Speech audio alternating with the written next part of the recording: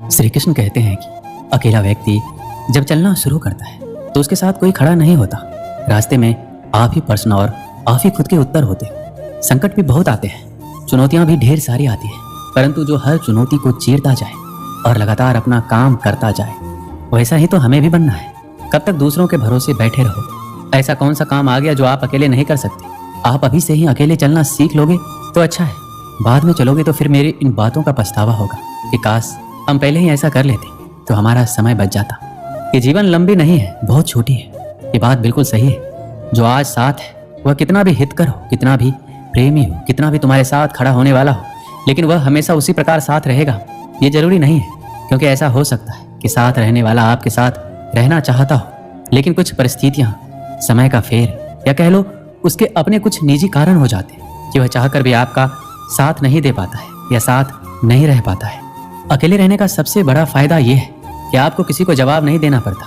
आप जो चाहते हैं, जिस तरह से चाहते हैं वही करते हैं। हम अकेले पैदा हुए हैं, अकेले जीते हैं और अकेले मर जाते हैं। श्री कृष्ण कहते हैं जीवन में अकेले हो, जीवन में सारी चीजों को अपने दम पर कर रहे हो, कोई दोस्त, कोई रिश्तेदार आपके साथ नहीं है, तो आप कामयाबी के रास्ते पर हो। अगर जीवन में अकेले हो तो इसे अपनी कमजोरी बिल्कुल मत समझना, क्योंकि जो इंसान दुनिया में आज अकेला है वह बहुत ताकतवर है।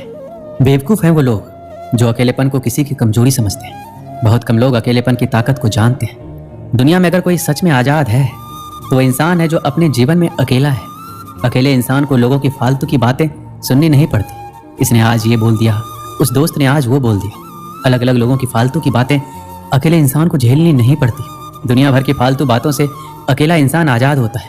वरना आप ऐसे लोगों को देख लो जो दोस्तों से घिरा होता है, वह हर समय किसी न किसी की छोटी छोटी बातों को लेकर बैठा होता है।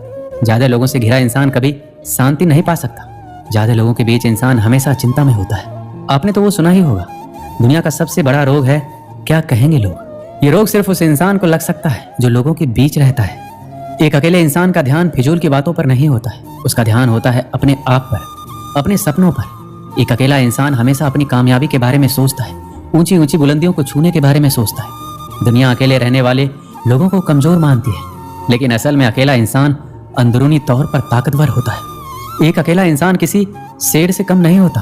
अकेले चलने की आदत सिर्फ शेर में होती है। कभी भी आपको लगे अकेले रहना कमजोरी है तो शेर को देख लेना।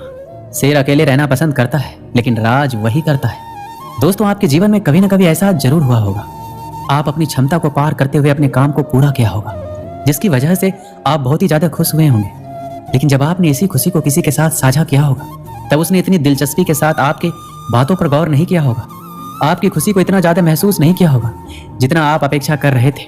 आप अपनी खुशी को इसलिए साझा कर रहे थे कि आप अपनी खुशी सामने वाले शख्स के साथ बांट सके, लेकिन सामने वाले शख्स का प्रतिक्रिया खुशी वाला बिल्कुल नहीं होता है। उनका प्रतिक्रिया तो ऐसा होता है कि उनको देखकर आपकी खुशी में थोड़ी कमी जरूर आ जाती है। अकेलेपन को अपनी कमजोरी समझोगे तो हार जाओगे, लेकिन अगर अकेलेपन को अपनी ताकत बनाओगे तो कामयाबी अपने कदमों के नीचे पाओगे। उस इंसान से ज्यादा कामयाब कोई नहीं, उस इंसान से ज्यादा ताकतवर कोई नहीं जो अकेले रहकर चीजों का सामना कर सकता है, हर चुनौती का सामना कर सकता है। जो इंसान अपने अकेलेपन में चुनौतियों का सामना कर करके अपने बुलंदियों पर पहुंचता है। अकेले इंसान को अपने आप पर गर्व होना चाहिए, क्योंकि जिस तरह उसने अकेलेपन में रहकर बिना किसी के सहारे अपनी मंजिल के लिए काम करने की क्षमता है, वैसी क्षमता किसी साधारण इंसान में नहीं होती। अगर आप अकेले हो तो अपने आप पर गर्व करो, क्योंकि जिस तरह अपने अकेलेपन की परिस्थिति में रहकर अपने सपनों के लिए काम कर रहे हो, बहुत कम लोग ऐसे आपकी तरह कर पाते हैं। अकेलेपन रहने से आप कभी डरना मत।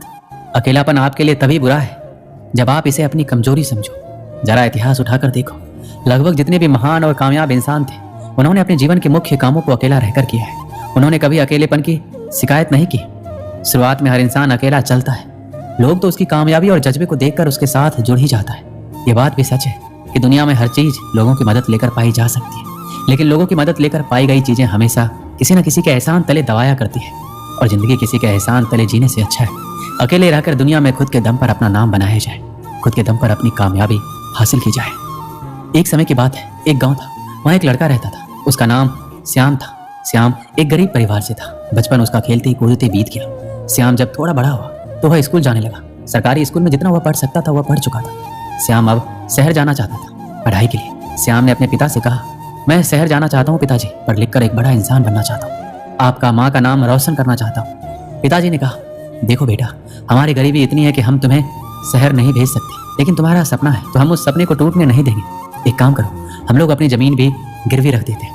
श्याम इस बात से मान गया। जमीन गिरवी रखकर जो पैसे मिले, श्याम उस पैसे को लेकर शहर चला गया। श्याम अगले सुबह एक बड़े से कॉलेज में दाखिला ले लिया। उसके चेहरे में एक बहुत ही सुंदर चमक थी। अगले दिन श्याम सुबह उठकर फ्रेश होकर एक पुराना शर्ट और जींस पहनकर कॉलेज की ओर चल पड़ा। सभी बच्चे क्लास में आए, टीचर आए। श्याम आखिरी सीट में बैठा हुआ था। वह बाकी बच्चों को देखकर दंग रह गया। सब लोग अच्छे कपड़े पहने हुए थे, उनके पास अच्छे बैग थे, उनका रहन सहन श्याम से बिल्कुल अलग था। श्याम यह सब देखकर उदास हो गया। टीचर ने कहा, सब अपना परिचय दो। सब एक एक करके अपने बारे में बताने लगे। और जब श्याम को बोलना था तो टीचर ने कहा, तुम कहाँ से आए हो, किस तरह के कपड़े पहने हो। तब उस पर सब हंसने लगे। श्याम को इंग्लिश भी नहीं आती थी, इसलिए वह हिंदी में अपना परिचय दिया। इस बात को लेकर सब उसका मजाक उड़ाने लगे। गाँव का है, गवार है, यह सब सुनकर श्याम डर सा गया था।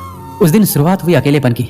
श्याम अपने कमरे में जाकर रोने लगा। उसे खुद की हालातों से नफरत होने लगी। श्याम अपनी गरीबी से नफरत करने लगा, पर करता तो क्या करता। श्याम को पता था उसके सपने बहुत बड़े हैं, चाहे जो भी हो जाए अपने सपनों को छोड़कर नहीं जा सकता। श्याम रोज क्लास जाता, वहाँ लोग उसका मजाक बनाते, चिढ़ाते। अकेले एक सीट में बैठकर श्याम मन ही मन रोता रहता। कोई भी उसका दोस्त नहीं था। इतने बड़े शहर में श्याम अकेला था।